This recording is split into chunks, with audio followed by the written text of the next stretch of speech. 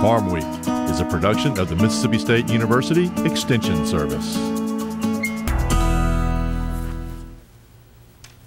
Today on Farmweek, flooding is not as bad as feared behind the Yazoo backwater levee, but it's still causing major crop and home destruction along the Yazoo River itself. The time is now to make your plans to overcome herbicide-resistant weeds this summer and this fall. In Southern Gardening, don't be afraid to express yourself in your garden. In the markets, flooded fields and planting delays support a price rally in row crops, while bigger placements are expected in the cattle on feed report. In the feature segment, Anthony Logging, the Mississippi Forestry Association's Outstanding Loggers of the Year. Professional is the term often used to describe these brothers from Marion County. We try to do it, to log it to where if it was our land, that's the way we'd want it done.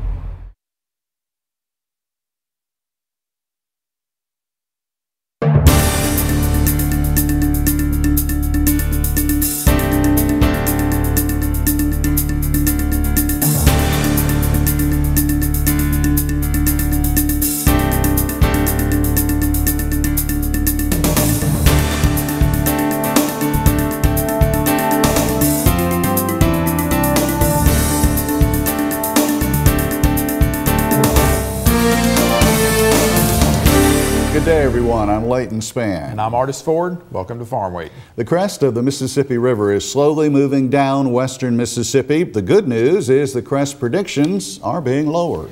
Leighton, the Mississippi River began cresting Wednesday at Vicksburg, a little ahead of schedule. It may take 3 to 4 days, though, before the crest elevations begin to drop. The crest at Vicksburg, however, still exceeds the record set by the 1927 flood. The Mississippi River is flowing right now at a rate of 2 million cubic feet of water per second, just a tremendous amount of water. Now, the Mississippi Levee Board reports that the Yazoo backwater levee may not overtop at all. In fact, it looks like it has about 4 inches of clearance. This is good news for farmers and residents behind the Yazoo backwater levee. This means backwater flooding will be less than expected, especially when combined with less than normal rainfall. While this is good news, there is a massive amount of flooding still taking place in Mississippi, and a close eye is being kept on the levees to make sure they don't fail. There's water in places that have not been there in modern history. It's really amazing to see the acres of cropland and farmland and forest land that's already inundated. Cook said it's hard to say what effect this widespread flooding will have on wildlife, since there hasn't been a flood of this magnitude in modern times. We're not used to seeing floodwaters like we're seeing now. We don't have a benchmark. We don't know what we're going to expect. We do know there's going to be mortality of wildlife. We don't know to what degree or what extent. It'll have to do a lot with the ultimate duration of the flood and the extent of the floodwaters, obviously, but there will be more mortality. While flooding behind the Yazoo backwater levee will probably be not as much as expected, there is plenty of flooding in the area between the levee and the Yazoo River itself. This flooding stretches north to Yazoo City and beyond. Some catfish ponds in this area are being flooded, and their owners will lose their fish. Corn, cotton, and soybeans in this area are being lost. Farmers with wheat are trying to harvest it before the water takes it. Just yesterday, I witnessed 4 combines harvesting wheat in 12 inches of water. Combines running through flooded land trying to salvage every ounce of grain they can before it was completely inundated. One of those operations trying to salvage its wheat was Norway Farms south of Yazoo City. Water was creeping into the field as the combines worked to get the wheat out. There's about a foot of water in this field in the bottoms where at about 11:30 this morning it wasn't, and it's about, what, 3:30 or 4 o'clock this afternoon, so it's coming up fast. Probably right where we're standing, in another 3 or 4 hours, we'll probably be standing in water. We've got, most of our operation is on the inside of the river side of the levee, and a lot of it is underwater now. Harper said Norway Farms will lose its corn, some of which was waist high. The farm had not planted many beans, but it could be mid-June before the water recedes enough to plant soybeans. Mississippi Emergency Management Agency estimated as of Wednesday that 4,800 Mississippians had been displaced by the high water. That could climb to more than 6,000. Leighton, of course, right now the levees are holding. Everything looks good there, but until the water drops down about another 15 feet, that'll be when we can start breathing a sigh of relief. Thanks, Artis. Well, successfully controlling glyphosate-resistant weeds has proven to be tricky for growers over the past few years. At the Resistant Italian Ryegrass Field Day in March, Mississippi State University weed specialists discussed what can be done this fall to handle this and other herbicide-resistant weeds. Farmweek's Amy Taylor reports. Growers at the Italian Ryegrass Field Day were told the best way to avoid glyphosate-resistant weeds is to plan ahead. Jason Bond, Delta Research and Extension Center weed scientist, talks about beginning herbicide applications in the fall. We're really down to 3 right now that have labeling that allow us to use the product in the fall for ryegrass, and those are metolachlor, trifluralin, and clomazone. The program is very expensive.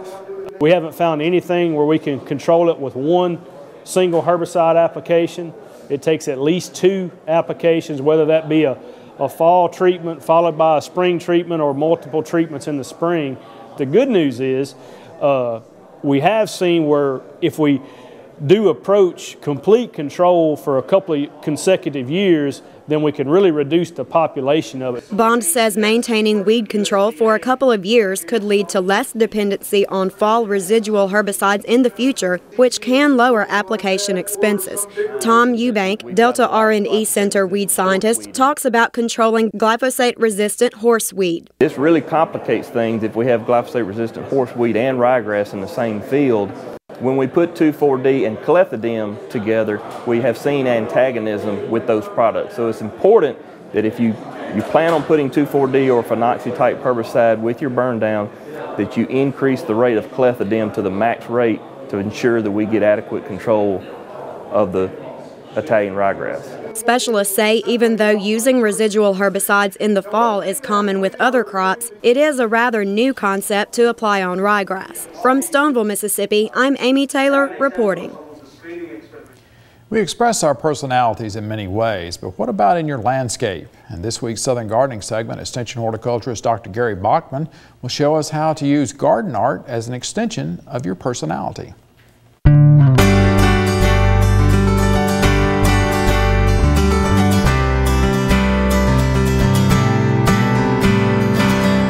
Adding art is a way to transfer your personality to the garden. Today I'm in the artful garden of my friends Kathy and Brian, enjoying the fanciful landscape. Entering the garden, you are greeted with this garden art wonderfully surrounded by drifts of liriope. The double pink knockout roses add splashes of color offset by the solid light green of the foliage. Set in around the base of the art are zinnia and coneflower that will provide a blanket of color through the summer. The bubbling sounds of moving water from this large textured fountain urn is soothing and relaxing. The scene is very natural looking with the river rock base and clumps of liriope. This garden fairy keeps vigilant watch over the moving water. Other water features such as this small pond play a prominent role in Kathy's garden. The pond is edged in large rock with an old water hand pump. The pond is surrounded by plentiful pansy and spreading yellow tickseed. The unique flowers of blue-eyed grass adds an element of interest. This bird bath, surrounded by colorful flowers, is the focal point of this landscape bed. This repurposed oil can looks like it's pouring its contents of orange zinnia into the bird bath. And the gnomes playing around this old watering can add a light touch. And from a pure art perspective, I love this divider panel containing the colorful glass bottoms from old wine bottles. Go ahead and be creative in your garden and don't be afraid to take chances. I'm Gary Bachman for Southern Gardening. Gary says it's your landscape, take some chances and be creative when using garden art. Well, in our feature segment today, we all buy paper and lumber, but we hardly pause to think about how it came to be. Anthony Logging of Marion County is one of those companies that brings the trees out of the woods so we can have wood-based products. Time now for the markets with Leighton. And Leighton, understand a rally is underway in grains? That's right. As we speak, as we produce the show, economist John Michael Riley will have some analysis of what's going on in a moment. Also in the headlines, grains and oilseed prices are indeed being supported by some of the impact of recent weather events. Meanwhile, the price of fertilizer shows little movement. as cattle on feed numbers are projected in the livestock sector. Weather concerns have been friendly to the grain trade this week. We focused on rice and wheat in a discussion on Thursday with Extension economist John Michael Riley, and even touched on cotton as well.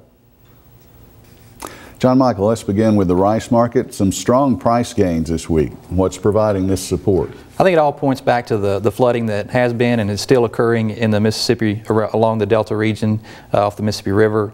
You look at that region accounts for approximately 60 to 70% of the rice production in the U.S. Arkansas with a big chunk of that, but Mississippi also and Louisiana has some rice production as well that is potentially is going to have some loss of supply as a result of the flooding.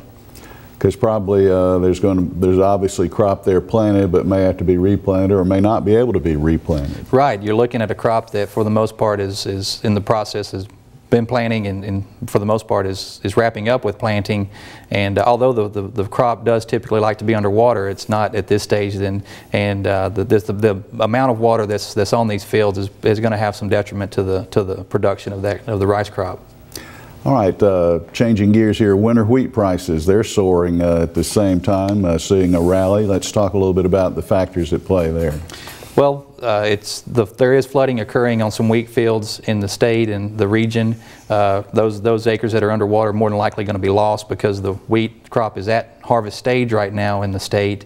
But I think the market's primarily looking at the southern plains that's in a really tight drought situation from Texas Panhandle all the way up through Kansas. And that to me is probably going to shape the wheat market more as opposed to the flooding in the Delta region, because it's such a small component of the wheat crop from a domestic or from a national standpoint. As we were saying, this region very important as far as rice production, not as important when it comes to winter wheat. That's correct. All right, finally let's touch upon cotton just a moment.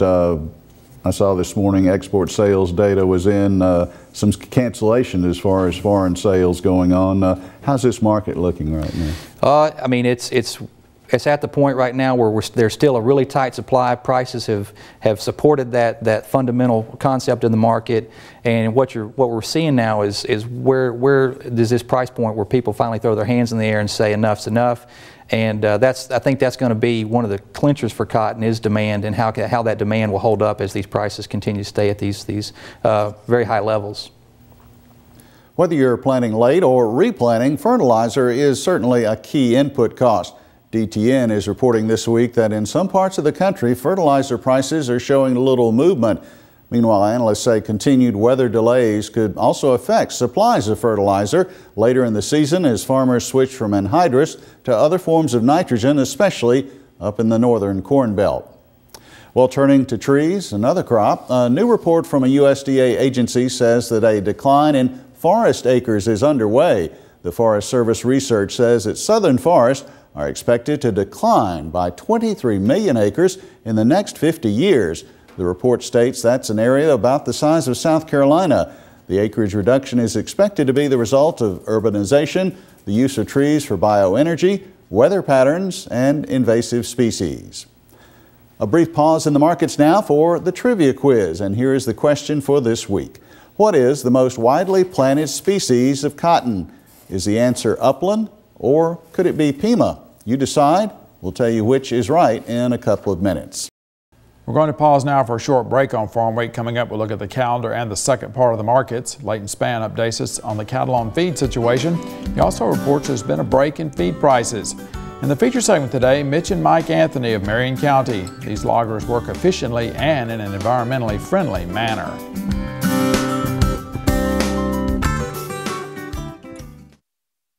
Each year, many Mississippians are seriously injured or killed in farm tractor accidents. Transporting and lifting objects with a front loader requires extreme caution. Unsecured objects can roll or slide down the loader arms and injure the driver. To help prevent injuries, tractors should be equipped with a falling objects protection system. Always secure loads or use a bale spear or straps before lifting objects. A message from the Mississippi State University Extension Service. Before we get back to the markets, let's look at the Farm Week calendar. A timber tax fundamental short course takes place Tuesday, May 24th at the Grenada County Extension Service office on Fairground Road in Grenada. Registration fee is $35 for one person, $50 for a couple. Hours are 8:30 a.m. to 2:30 p.m. This is for timber landowners, forestry consultants, and accountants with forest landowner clients. 2 grazing schools are set for Mississippi livestock farmers. Participants will find out about forage and grazing management. There will also be demonstrations of fencing and hay management as well. First takes place Thursday, May 26th. The cost is $20 and that includes lunch. The location is the Lincoln County Multi-Purpose Center at Brookhaven, Mississippi. The second spring grazing school is a week later on Thursday, June 2nd. It will take place at the Prairie Research Unit of Mississippi State University. That's located west of Aberdeen at Prairie. Go to our Farm Week website at farmweek.msucares.com for information on these and other events. Now check out this Farm Week snapshot.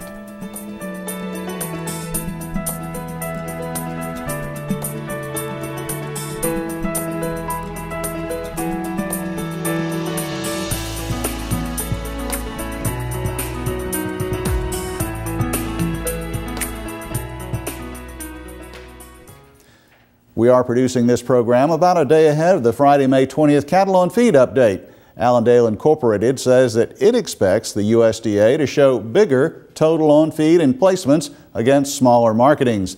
The total number of cattle on feed as of May 1st is 105% of a year ago, according to the private firm's estimate.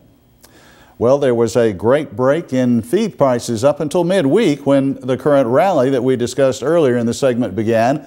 Analyst Tom Fitzenmeyer thinks the potential does exist for some tight supplies, and it's time for those in the livestock sector to take care of feed needs before prices escalate any further. If you're a feed livestock producer, you absolutely have to get your feed needs covered, your cash need, not horsing around the futures and all that. You need to get your cash product bought to cover yourself into that September time frame. We've had a good price break to get that done, and the basis is going to tighten up for you, so that you're going to have a tough time getting anybody to part with it at very good prices, but you need to get it covered. Additional funding has been set aside to support U.S. beef exports to South Korea. The website meetingplace.com says the USDA awarded an additional $1 million to the U.S. Meat Export Federation. The Federation reportedly will use that money to augment ongoing beef promotion efforts in South Korea. Meanwhile, the USMEF also has announced a 5-year, $10 million project to develop the market for U.S. beef in Korea. Well, let's see how you did with our trivia quiz this week, a quiz with only 2 choices for the answer. A is correct. Upland cotton is the most widely planted species. In the feature segment today, Anthony Logging, the Mississippi Forestry Association's Outstanding Logger of the Year. This family operation is based in Marion County, west of Hattiesburg. Professional is one term that's used a lot to describe its work. That might seem an odd word to use for those unfamiliar with logging, but to survive in today's recession-hit timber industry, you can't make mistakes. You know, when we ride down the road and we see a tract of timber we thin, and you know, we want somebody to say, man, that looks good out there, and that's what we shoot for. Mitch Anthony and his 2 brothers came by their logging careers honestly. They grew up working for their father's logging company in the Columbia, Mississippi area. In 1995, Mitch and his middle brother Mike formed their own company, Anthony Logging. In 2008, youngest brother Mark joined his brothers as a truck driver. I've really been doing this since I was about 16 years old. When I wasn't in school, I was out here. I just turned 39 in June, so pretty much all my life. The Anthony Logging crew is small, which may have helped it weather the present recession. There are 3 in the woods, Mitch on the feller buncher, Mike on the knuckle boom loader, and Calvin Garner mans the skidder. Brother Mike and Andy Sosha drive the 2 trucks. Contract trucks are hired as needed. Mitch's wife, Kimmy, handles the payroll and bookkeeping. Being small and experienced has contributed to the crew's excellent safety record. There have been no lost time accidents since 1998. I don't know, it seems like the bigger you are, the more headache it is, and the size we are, me and Mitch is on a piece of equipment and we know where the other one is, you know. We just never really wanted to be big. Nobody on the ground, of course, you know, that contributes a lot, but everybody just knows what they got to do, and we try not to get too congested all at one time. to me, that's got a lot to do with not getting anybody hurt, you know. Family oriented, real close. They're all CPR first aid certified. So, you know, it says a lot about the guys. They're top-notch crew. Safety is a part of the job at Anthony Logging. Safety training takes place regularly, including defensive truck driving and fire drills.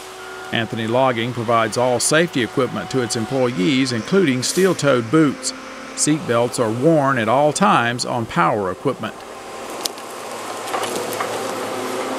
Anthony Logging is versatile. It can handle both thinning and clear cuts. Anthony Logging has worked since July 2010 as a contract logger for Miles Lumber Company of Bogalusa, Louisiana. Prior to that, the company logged many years for Weyerhaeuser. Chris Williams of Miles says the Anthonys do an excellent job of merchandising. That is, separating the timber according to its size and type, sending it to the mill where it will bring the most money. A critical skill in good times, but even more so now. Everybody knows we're on hard times. The lumber markets are down, the economy's down, and every dollar has to go a long way nowadays. These guys were a good fit for us, and I think we're a good fit for them. They do a good job, and no matter what they do, whether it's clear cutting or thinning, I'm glad to have them with us on our team. Baxter Rowley of the Mississippi Forestry Commission and the Marion County Forestry Association helped nominate Anthony Logging for the award. Rowley says the Anthonys are respected in Marion County for the way they leave a logging site.